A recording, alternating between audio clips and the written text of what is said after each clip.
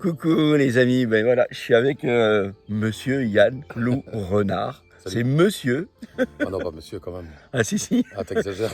le renard vagabond. Il a bien une tête de renard. Et de Voilà. vagabond surtout. Bon non, c'est plus... Mais non, il est pas vagabond, oui, c'est un pèlerin comme un autre.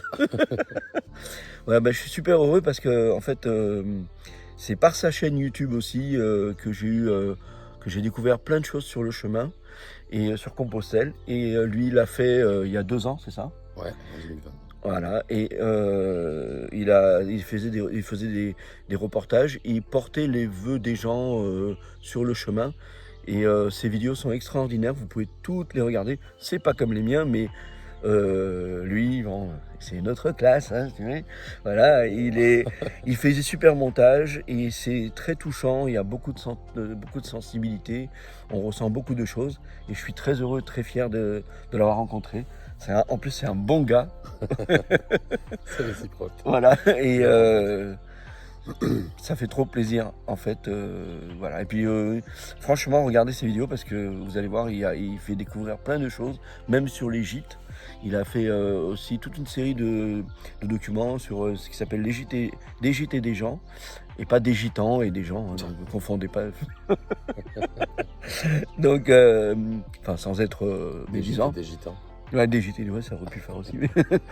Non, voilà, mais c'est super sympa et je suis très content d'être avec lui aujourd'hui. Eh ben, c'est un plaisir partagé. Et là, maintenant, on va faire une petite interview, d'accord, que je vais remettre sur ma chaîne. Ouais. Comme ça, je réactive un petit peu ma chaîne. Ça faisait un petit moment que j'avais envie de refaire des vidéos. Et voilà, j'ai trouvé le bon personnage là. Je te fais des imitations si tu veux. Ah ouais, vas-y. Salto avant, salto arrière, je fais les trapèzes et tout. Super. Ok, on va s'éclater. Voilà, à plus. Voilà, ça tourne. Alors, moi, tu sais, j'enlève ma voix dans les vidéos. D'accord. Donc, si jamais je te pose des questions, si tu peux commencer pour qu'on puisse comprendre la question, soit en répétant la question ou... Enfin... Je vais tâcher. Ouais, ok, super. Je suis pas acteur. Hein. Explique-moi un petit peu ce que tu fais ici finalement. Qu'est-ce qui t'a motivé à faire le chemin? Qu'est-ce qui m'a motivé à faire le chemin? Alors, très bonne question. En fait, c'est, je pense, comme un rêve, un objectif que j'avais depuis plus de 20 ans. Et le besoin, le désir de se retrouver seul, l'envie peut-être de retrouver une certaine forme de liberté, d'osmose un peu avec la nature. Et après, il y a des choses qu'on n'explique pas non plus forcément sur le chemin. Mais d'une certaine manière, c'est un appel que j'avais depuis un moment. Et puis l'occasion ne s'était pas vraiment présentée, parce qu'on laisse toujours à demain ce qu'on peut faire aujourd'hui. Et moi, je suis spécialiste aussi parfois de ça. Ça m'arrive comme tout le monde d'ailleurs. Mais j'ai compris avec le temps qu'il fallait toujours suivre son intuition et faire les choses dès qu'on les ressentait. Donc du coup, cette année, grâce à ma compagne, parce qu'elle a pris beaucoup sur elle aussi, puisqu'elle me remplace au travail et tout. Donc elle m'a donné l'opportunité de le faire. Et puis en même temps, ça tombait à pic parce que ça venait concrétiser tout un changement de vie qui s'est opéré en moi. Et c'est, on va dire, un aboutissement. Voilà. Et comme je le dis, je l'ai mis aussi, je le dis à tout le monde quand je le rencontre, pendant plus de 40 ans, j'étais dans un rôle, j'étais un personnage, et j'avais perdu cet enfant qui était souriant, qui avait envie de plein de choses, qui était insouciant, qui était sensible, qui avait vraiment qui avait gardé son âme d'enfant. Et cet enfant-là que j'étais, je l'ai laissé à un certain moment, et j'ai décidé de le retrouver, de partir à sa rencontre avec le chemin en fait. Voilà. Et je l'ai complètement retrouvé en fait. Tu t'amuses beaucoup sur le chemin? Je m'amuse comme un enfant. Et je fais ce que j'ai envie, ce que mon cœur me dicte. Et c'est vrai que je laisse mon corps, comme je le disais à un autre pèlerin l'autre jour, je laisse mon corps, je laisse mon cœur et mon esprit s'exprimer. Ce que parfois dans la vie réelle, on ne fait plus. Et je compte bien emmener ce que je vis, ce que je suis sur ce chemin dans ma vie réelle pour profiter et pour faire profiter tous ceux qui m'aiment et tous ceux que j'aime. Voilà. Je m'amuse, je m'éclate. Je prends la vie de manière insouciante et c'est vrai que, parce que c'est une chance quand même de faire le chemin. Bon, il y a aussi des conditions matérielles, il ne faut pas l'oublier non plus, il faut avoir l'opportunité de le faire, il faut avoir le temps de le faire, il faut avoir la volonté de le faire. Il y a tout un tas de choses qui doivent être coordonnées pour pouvoir le faire. Après, la première, ce qui est vraiment important, c'est d'avoir la volonté. Après, une fois que tu as la volonté, ben, le reste, ça suit. Tu parlais de partage hier sur le chemin. Oui, je parlais de partage hier sur le chemin. Alors, c'est un peu bizarre parce que on est tous comme des enfants. Tu sais, les enfants, quand ils sont ensemble, s'ils ont un bonbon, ou même une sucette, s'il y a une copine, un copain, il dit ah, tu veux goûter ma sucette, donc ils partagent bien volontiers, sans a priori, ou bien même sans connaître, il dit tu veux jouer avec moi et tout. Mais en fait, on est tous comme des enfants sur ce chemin. Et je pense que c'est la grande particularité de ce qu'offre le chemin, parce que dans le chemin, il y a des difficultés. Hein. Tu sais, quand tu as des dénivelés, quand tu montes, quand tu descends, tu as des gens qui ont mal aux pieds, tu as des gens qui ont des ampoules, qui marchent quand même.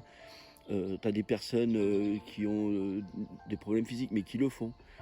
Je dis ça parce que j'ai rencontré un type extraordinaire, un Allemand, et j'étais admiratif devant lui parce que cet homme-là, il y a 7 ans à peu près, il a eu un AVC. Il s'est retrouvé pratiquement paralysé d'un côté, il y a des choses qu'il ne pouvait plus faire. Il a eu la volonté et la force de venir quand même faire le Camino. Et il est venu un jour, il a fait 4 km en une journée. Et il était tellement crevé qu'il a fallu qu'il se repose pendant une semaine. La personne, l'accueillant du gîte, est venue le chercher et pendant une semaine, il s'est reposé. La première année, il a fait ça. La deuxième année, il l'a fait 2 ou 3 fois. Puis en répétant, aujourd'hui, il arrive à faire 8 km d'un coup. Et il le fait tous les jours. Donc, quand il est dans un gîte, l'accueillant le prend, il l'amène dans un endroit, il fait ses 8 km, ils vont le chercher, il est heureux.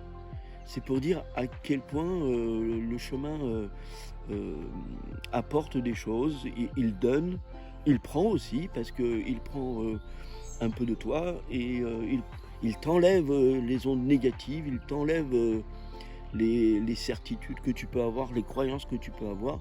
Il remet tout le monde au même niveau. Il n'y a plus de barrières sociales, il n'y a plus de barrières physiques, il n'y a plus de... Voilà, c'est vraiment au niveau du partage, au niveau des échanges, au niveau de la vie. Je pense que ça peut pas être mieux que ça.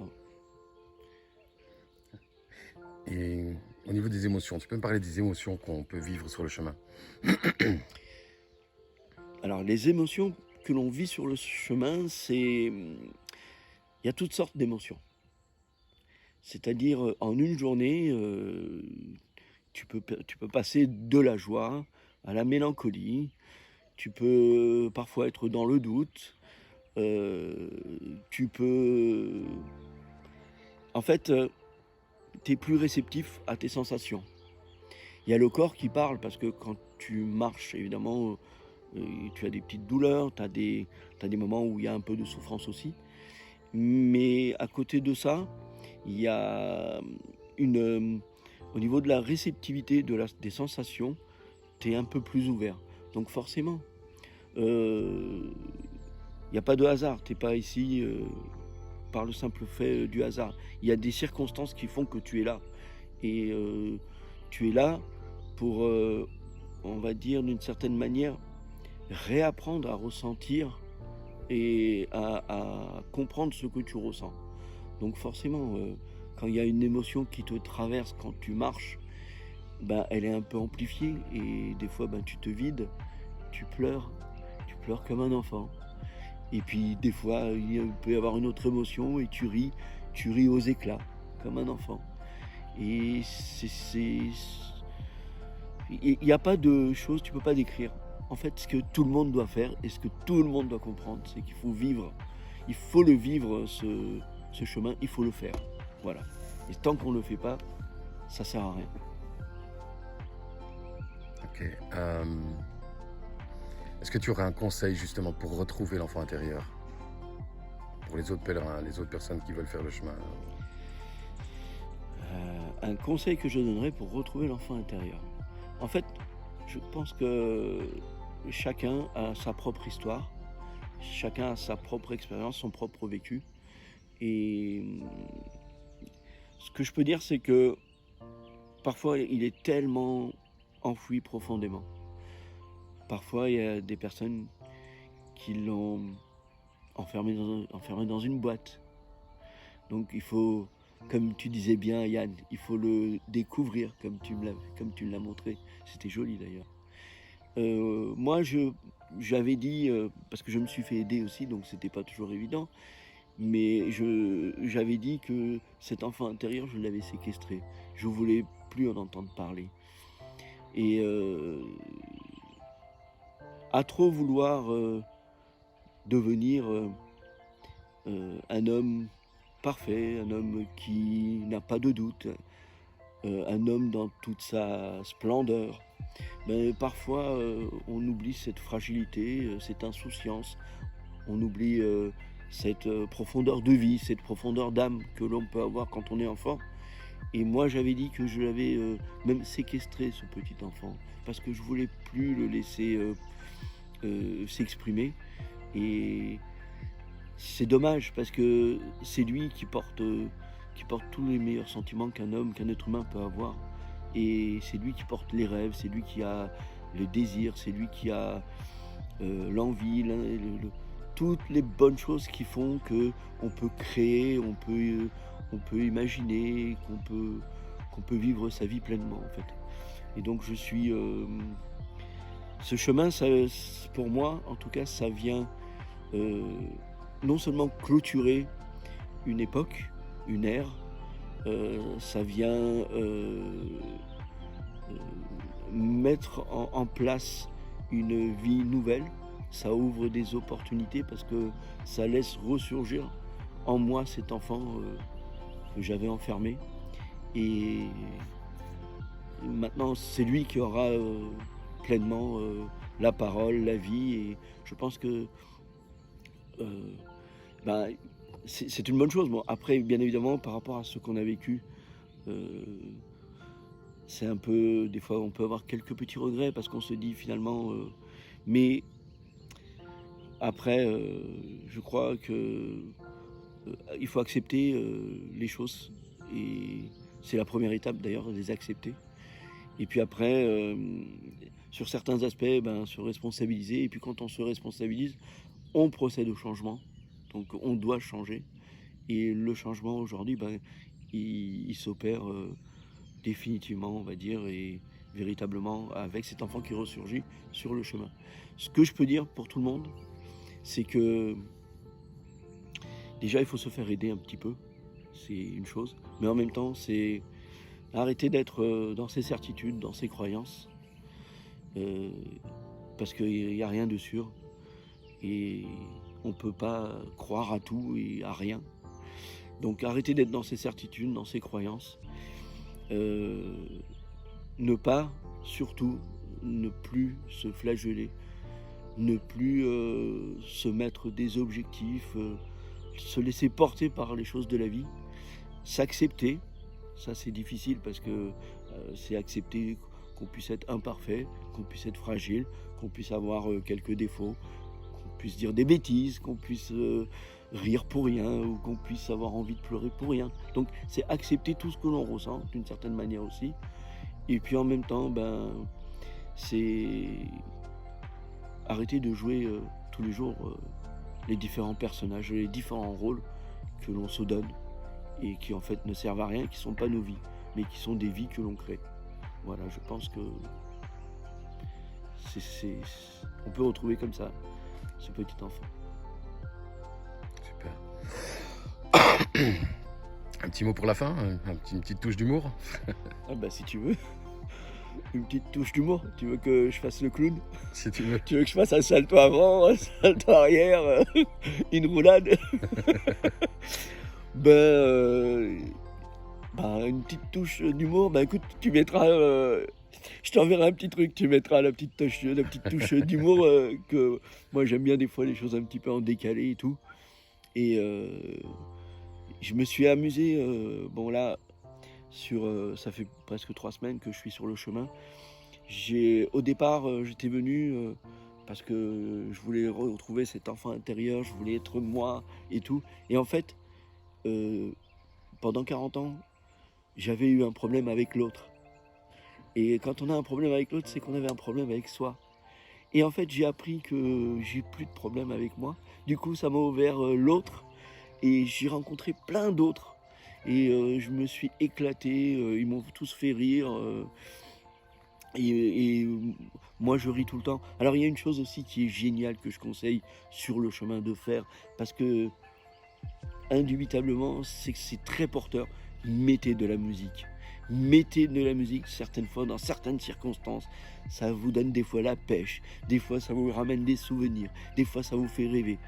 Et quand on dit que la musique est universelle et que ça fait ressortir plein d'émotions, c'est vrai. Et moi, je marche souvent, tous les jours. Il ne se passe pas une journée où je ne mets pas pendant 2-3 heures la musique. Alors, hier, je suis arrivé à l'Azkaban avec Alexandra. Donc, c'était assez marrant. Il n'y avait pas les clonettes avec moi, mais bon, mes pieds, c'était des clonettes déjà. Et voilà, mais faites comme vous voulez, comme vous vous sentez. Mais voilà, faites ce chemin et vivez et profitez. Voilà. Le mot de la fin. Est-ce que ta chaîne YouTube peut-être? Ma chaîne YouTube. La chaîne YouTube, c'est juste pour mes amis et ma famille, mais à partir du moment où vous venez, vous êtes tous mes amis. D'ailleurs, tout le monde est mon ami. Hein. Et ça s'appelle Spiritus Sanctus. Vous verrez ma bouille. Je suis pas super fort en technologie d'ailleurs. Tout ce qui est Facebook, Instagram, tout ça, machin, j'ai jamais tout à fait bien maîtrisé, mais grâce à mes enfants, je m'y mets un peu et j'essaye de faire des choses. Mais voilà, ma chaîne YouTube, c'est pour vraiment les amis et la famille, pour leur montrer comment le chemin est beau et ce que j'ai ressenti. Et je suis tellement heureux parce que j'ai beaucoup de mes amis, beaucoup de ma famille qui me disent on veut le faire, il faut absolument qu'on vienne. Il y a des mouches ici. Amène-moi un fusil, Yann. Et je trouvais ça, c'est tellement le retour. Je voulais juste faire ça pour leur montrer où j'étais parce que, ça paraît pas, mais je marchais avec 5 stents, donc du coup, les gens, ils étaient inquiets pour moi alors que je suis en pleine forme et tout. Et des fois, même ma soeur me dit tu dors où ce soir? Qu'est-ce que tu veux? Je lui réponds pas parce que quasiment, on va pas se faire suivre tout le temps quand même. Mais non, mais je veux dire, c'est parce qu'ils s'inquiètent, donc je le comprends aussi. Donc d'une certaine manière, en même temps, ça rassure les gens, ça rassure ceux qui peuvent avoir des doutes parce qu'ils peuvent se dire c'est dur, comment on fait pas. Non, on peut le faire. Tout le monde à sa manière. Et qu'on soit, j'ai donné l'exemple avec cet homme-là qui avait eu un AVC, mais tout le monde, à sa vitesse, à sa mesure, peut le faire. Tout le monde peut avoir des sentiments et des sensations sur ce chemin. Et il ne faut pas hésiter un instant. Et c'était pour donner cette envie-là. Donc voilà, si vous voulez visiter ma chaîne YouTube, moi je veux pas de dons. Je veux juste que vous veniez, vous mettez j'aime et vous me racontez 2-3 conneries, une blague si vous connaissez. Ça me suffit. Et puis voilà, et après vous-même, vous faites le chemin, vous continuez. Voilà, vous faites des petits, vous transmettez. Parce que la transmission, c'est super important. Voilà.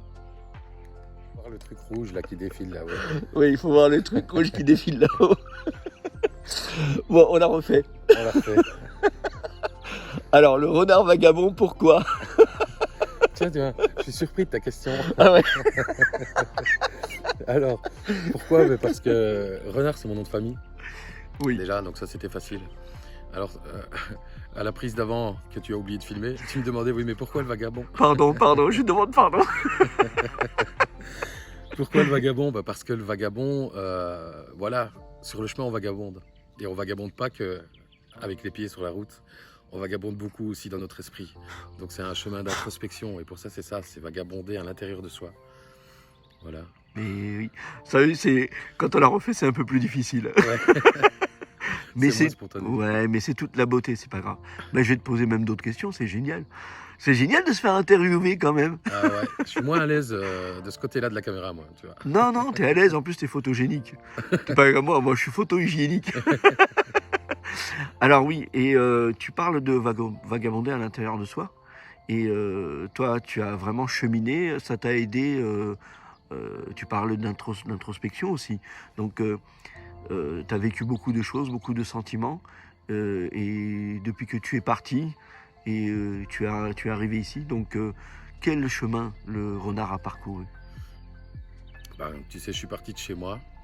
Enfin, je suis parti de chez moi en train jusqu'au Puy-en-Velay. Je suis pas parti directement, mais c'était le 16 juin 2020. Je savais pas pourquoi il fallait que je fasse ce chemin. Tu vois, ça faisait quelques années que j'y pensais. Ça faisait quelques années que ce chemin m'appelait. Mais j'y connaissais rien, mon chemin de Compostelle. Tu vois, j'avais vaguement entendu qu'il y avait un chemin de Compostelle, mais je savais même pas que Compostelle c'était en Espagne. Mais il fallait partir, il fallait que je parte. Et puis j'en ai profité justement en 2020. Il y a eu le Covid, les confinements, etc. Moi, en tant qu'artiste, j'ai perdu tous mes contrats. Donc je me suis dit, bon ben voilà, là c'est le moment de partir. J'ai le temps, parce que j'ai plus de boulot. Donc allons-y. Et en effet, ça a été un chemin d'introspection. Au début, tu te dis, j'ai essayé de me trouver des raisons, tu vois. C'était retrouver l'enfant intérieur, comme toi. Et en effet, cette raison, elle était valable. Et j'avais vraiment besoin de soigner certaines blessures avec cet enfant, comme on en parlait, de le découvrir, de le faire sortir de sa boîte et qu'il puisse s'épanouir, grandir, respirer. Pour toutes sortes de raisons. Et puis, à ma première étape, quand je suis arrivé à Montbonnet, j'ai rencontré Marie-Annie, que j'étais tout seul dans le gîte. Et elle m'a dit une phrase qui m'est restée et que je trouve très vraie. Elle m'a dit, Saint-Jacques répond aux questions auxquelles on ne s'est pas posé. Et c'est vrai en fait, parce qu'au fur et à mesure que j'ai cheminé, au fur et à mesure j'ai découvert que j'étais pas là que pour mon enfant intérieur, mais on découvre plein de trucs. Plus tu avances, tu te dis, ah oui, il y a ça, et puis il y a ça, et encore ça, et des trucs auxquels tu n'avais même pas pensé. Et ce qui est intéressant aussi, c'est toutes ces rencontres sur ce chemin, parce que tu apprends à te connaître aussi à travers l'autre, à travers toutes les rencontres qu'on fait. Il y a des personnes, par exemple, parfois qui vont te donner, qui vont mettre des mots sur des mots, sur lesquels toi, tu n'as jamais su t'exprimer. Tu n'as jamais su mettre des mots sur quelque chose que tu ressens. Et grâce à ces rencontres, et ben hop, ça s'éclaire tout de suite. Tu dis, ah ben oui, putain, c'est ça. Waouh, c'est quelque chose qui était là en toi depuis longtemps, qui tournait, et d'un coup, grâce à un mot, une phrase, tu comprends. Tu vois, et ça te fait grandir. Ça te permet de grandir, d'avancer dans la vie, d'avancer, de te libérer en fait, de pouvoir de plus en plus prendre de belles grandes respirations et te dire putain ça fait du bien de se rendre compte de tout ça et quelque part de pouvoir se permettre de guérir de tout ça. Ouais. Et puis voilà, et mon chemin, comme je le disais tout à l'heure, il a duré 1 an, enfin il continue encore, mais j'ai compris après 1 an que c'était vraiment un changement de vie total, parce que j'ai marché pendant 2 mois et demi, depuis on volait jusqu'à Santiago, Fisterra, Muxia et tout ça. Mais après, quand je suis revenu, le chemin il continuait. Dans ma tête, ça continuait, ça a tourné, j'arrêtais pas d'y penser. La seule chose qui m'obsédait, c'était il faut que je retourne sur le chemin. Je sais qu'il y a quelque chose qui m'attend. Il faut absolument que j'y retourne. Puis c'est comme ça que j'ai trouvé l'idée de faire des vidéos, des gîtes et des gens. Donc les documentaires sur les hébergeants. Très bonne idée d'ailleurs. Ouais. Et arrivé à l'Azkaban, j'ai rencontré Poupette, Aude, que tu as rencontré hier soir. Ouais. Et voilà. Et c'était pile poil 1 an. C'est ça qui est drôle. Il n'y a pas de hasard. Je suis parti le 16 juin du Puy-en-Velay. Et l'année d'après, le 16 juin, ici, je suis arrivé à l'Azkaban et j'ai rencontré Aude. 365 jours sur le chemin de Compostelle. Et voilà, ça a été Ça a été ma récompense, tu vois, Aude, parce que je l'avais demandé à Jack.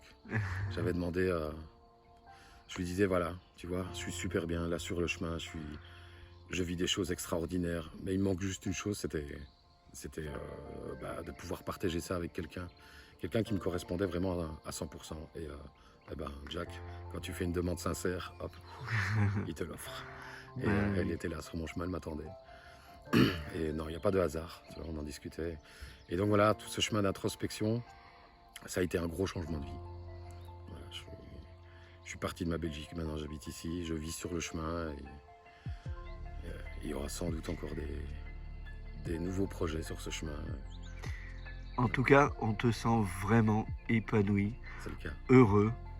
Et on sent... alors, c'est vrai que pour ceux qui ne sont pas à côté de toi, dans la caméra, bien sûr que tu donnes des... Quand on te regarde, tu donnes des sentiments, tu donnes des sensations et tout.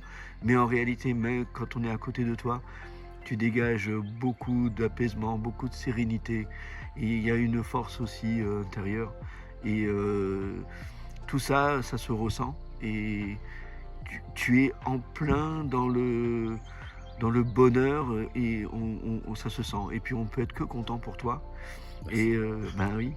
Et dans les projets, qu'est-ce que tu as des projets, tu as des choses que tu prépares? Ouais, on a des projets sur le chemin. Alors j'en parle pas maintenant parce que je préfère que ça soit concrétisé. Mais ouais, on a plein d'idées en fait. On a que l'embarras du choix. Après, il faut qu'on se pose un moment, qu'on y réfléchisse et qu'on mette les choses en place. Mais ouais, il y aura des projets sur ce chemin, évidemment. Et les vidéos, ça va reprendre aussi. Oui. Et voilà. Mais j'en parlerai plus tard des projets. Je préfère attendre. Alors moi, il y a quelque chose qui m'avait touché dans tes vidéos que je voulais absolument te dire, c'est l'idée même de porter les messages et les désirs, les souhaits des gens comme ça. C'était quelque chose de magnifique. Et toi, quand tu as reçu tout ça, est-ce que il y a eu des moments où tu as été bouleversé, il y a eu des moments où tu as été ému? Qu'est-ce que tu as ressenti avec tous ces messages, tout ce que tu as reçu? Alors c'est sûr que j'emmène vos rêves au bout du monde, c'est ce qui m'a permis de faire le chemin. Ça m'a servi de moteur. Moi j'avais une grosse peur déjà, c'était de ne pas y arriver, pas arriver jusqu'au bout. Et là j'étais obligé. Tu vois, dans les moments de doute, dans les moments où tu as envie d'abandonner parce que tu es crevé, parce que tu as mal, parce que tu es... Enfin, pour toutes sortes de raisons, là, je ne pouvais pas arrêter. Et ça, c'est génial. Ça m'a servi de moteur. Mais en effet, il y avait certains souhaits qui étaient lourds à porter, qui étaient très lourds à porter, qui étaient très émouvants aussi. Alors, j'ai eu toutes sortes de messages à porter jusque Saint-Jacques, que ce soit pour des personnes malades, que ce soit pour des personnes décédées aussi. Mais alors ici, bon, je ne vais pas donner de nom, mais j'ai eu un souhait qui était très très lourd à porter, qu'on m'avait donné. C'était une hébergeante hospitalière dans un gîte, qui m'avait confié le souhait de mourir. Elle voulait mourir, elle en avait marre de la vie, elle voulait passer de l'autre côté. Ça a été le souhait le plus difficile. Mais ça, d'ailleurs j'en ai parlé à certains pèlerins sur le chemin, parce que j'en avais besoin, et à d'autres hébergeants, sans jamais citer la personne, évidemment, j'ai respecté son intimité. Mais moi je ne pouvais pas arriver à Santiago et prier Saint-Jacques, prier Dieu, puis prier tout qui on veut pour que cette personne meure. C'était juste pas possible. Donc j'ai donné toute mon intention possible, évidemment, pour que... Alors moi je suis pas chrétien, mais j'ai vraiment donné tout au maximum. Je l'ai fait vraiment, j'ai joué le jeu, j'ai mis pour chaque souhait, j'ai allumé un cierge, enfin une petite bougie, et j'ai prié comme n'importe qui. Enfin j'ai donné les intentions à l'univers en tout cas. Et là j'ai demandé à l'univers, à Dieu, à Saint-Jacques, on l'appelle comme on veut, qu'il fasse ce qu'il y a de mieux pour cette personne. Soit il met quelque chose sur sa vie pour que cette personne change d'avis et retrouve le goût à la vie, ou, enfin, peu importe, mais qu'en tout cas, qu'il fasse le mieux pour cette personne. C'était pas possible pour moi d'aller demander, de réciter cette prière pour cette personne qu'elle meurt. Et c'était vraiment un des souhaits les plus lourds à porter. Il y en avait d'autres qui étaient bien lourds aussi, mais voilà. Et tout ça, ça m'a servi de moteur. Ça a été très très chargé en émotions, ouais. Mais c'était beau, c'était une belle aventure. C'était voilà, j'avais une mission en fait. Et quand je suis arrivé à Santiago, ça a été un gros soulagement. Je me suis dit mission accomplie. Et puis après, la petite surprise, c'est que tous les souhaits, je les avais mis dans une bouteille. Parce que je comptais aller jusqu'à Fisterra. C'était pour ça que j'emmène vos rêves au bout du monde. Et la bouteille avec les souhaits, je l'ai jetée à la mer. Comme ça, les rêves, ils ont pu continuer. Jusqu'où, j'en sais rien. Peut-être 100 mètres plus loin, mais peut-être qu'ils sont encore en plein milieu de l'océan. Ou qu'ils sont arrivés, je sais pas, aux États-Unis ou au Groenland, j'en sais rien. Mais les rêves, ils ont pu continuer. Moi, je pouvais pas aller plus loin, mais je voulais que les rêves des gens continuent. C'est magnifique, écoute. Et je te remercie déjà pour ta sincérité. Et pour finir, juste une dernière petite chose. Si tu devais donner un message à tous ceux qui hésitent avant de faire ce chemin, qu'est-ce que tu leur dirais? Oh, mais je dis, mais vas-y, fonce. Je leur dirais, allez-y, foncez, vivez cette aventure. Je ne vais pas dire vous allez vivre la plus belle aventure de votre vie, parce que peut-être que ça ne sera pas le cas pour certains, mais peut-être que ça le sera pour d'autres. Mais en tout cas, ça peut être qu'une belle aventure. C'est un beau cadeau qu'on s'offre. Faire ce chemin, c'est un magnifique cadeau. Pour tout. Pour se retrouver avec soi, pour la beauté des paysages, pour la beauté des rencontres, pour l'aventure, je ne sais pas, pour la reconnexion avec la nature. Il y a tellement de raisons de faire ce chemin. Alors si vous hésitez, non. N'hésitez plus. Il faut juste passer les peurs, c'est tout. Et puis, quand on est sur le chemin, on a encore plein de peurs. Et au fur et à mesure, on se décharge de toutes ces peurs. On embarque souvent nos peurs avec nous, d'ailleurs, dans le sac à dos. Oui. Moi, je suis parti avec 15 kilos, je suis arrivé avec 9 kilos. Et tout ce poids, c'est toutes des peurs que j'ai laissées en arrière.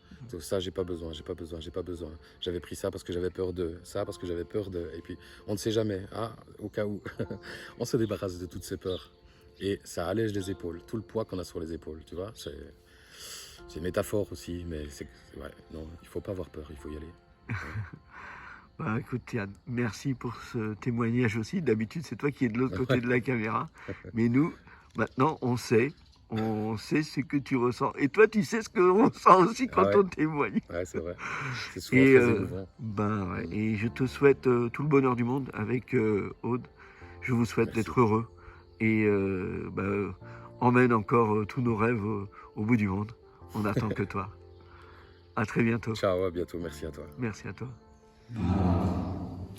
Le rituel de l'encens pour purifier l'église et pour faire une petite prière. Enfin l'église, la chapelle du monde.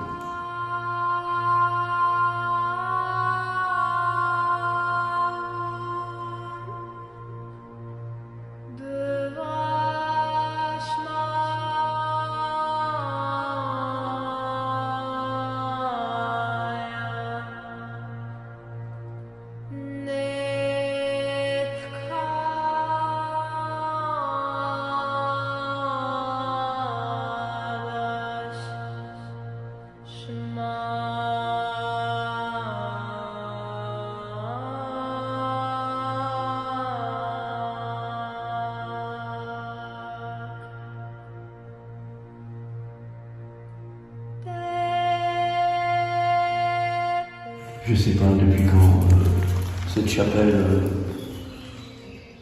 a vu ou n'a pas vu d'encens, mais voilà. J'aime trop l'odeur de l'encens, ça purifie, mais en même temps, ça fait partie du rite de tout pèlerin et de tout chrétien. Et je trouve ça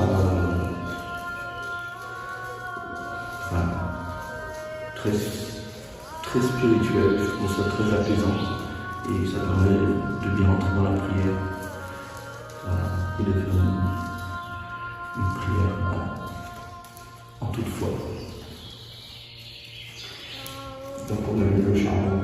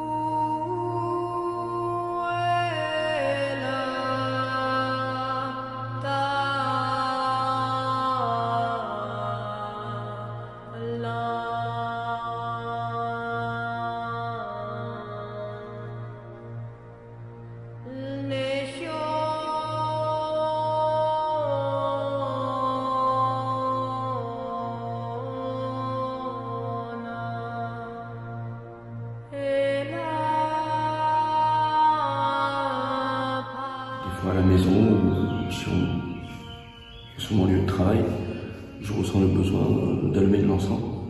Je sais que ça m'apaise et je sais que c'est purificateur et je sais que ça donne des bonnes ondes. Donc je me suis dit, je vais le prendre avec moi. J'ai pris l'encens, j'ai pris le charbon.